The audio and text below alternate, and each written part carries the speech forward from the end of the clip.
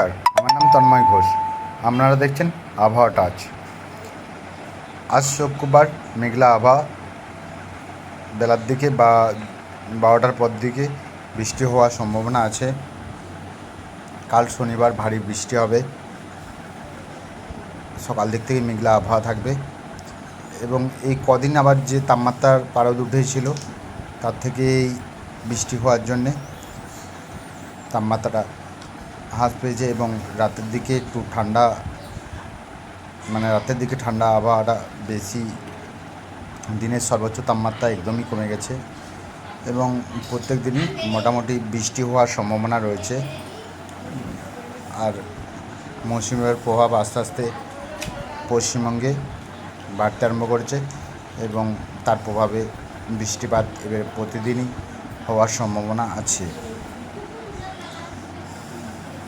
ভারীতর ভারী বৃষ্টি বাংলাদেশ, নাগাল্যান্ড, মায়ানমার, নেপাল, ভুটান এগুলোতে তো বৃষ্টি হচ্ছে মৌসুমি বায়ুর প্রভাবে এক মাস যাবৎ আগের থেকেই, কিন্তু পশ্চিমবঙ্গে তথা ভারতের বেশিরভাগই জায়গায় এই বৃষ্টি শুরু হয়েছে মৌসুমি বায়ুর প্রভাবে এবং তাপমাত্রা সর্বনিম্ন মোটামুটি 25-26 ডিগ্রি নেমে যাচ্ছে রাতের দিকে। আর বেলার দিকে তো তাপমাত্রা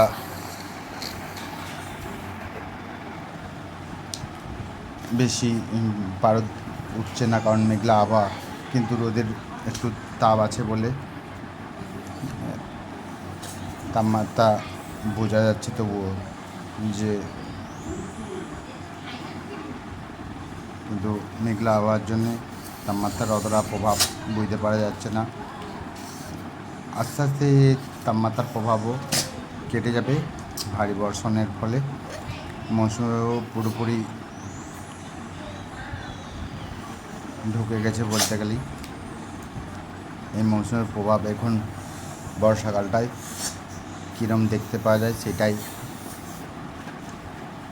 কিন্তু এত সকাল পুরো মৌসুমের প্রভাব পড়বে বলে মনে হয় না। কিন্তু এখনও পর্যন্ত 7 দিন যাবৎ যে আবহাওয়ার পূর্বাভাস দেখতে পাওয়া যাচ্ছে তাতে তো দেখতে পাওয়া যাচ্ছে যে মৌসুমের প্রভাব প্রত্যেক দিন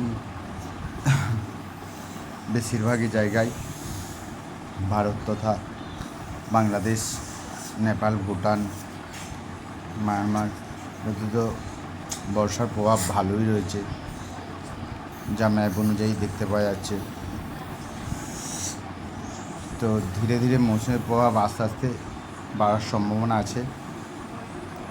মৌসুমের প্রভাব আমি পরের ভিডিওতেও জানাবো এবং সব আপডেট করব।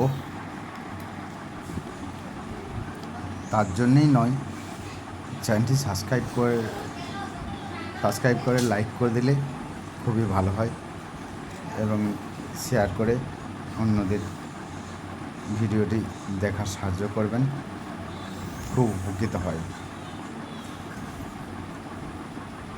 আমি আবহাওয়ার যতটুকুন খবর বুঝতে পারি সেইটুকুনি আমি জানাই এবং আপনাদের কাছে দেওয়ার চেষ্টা করি।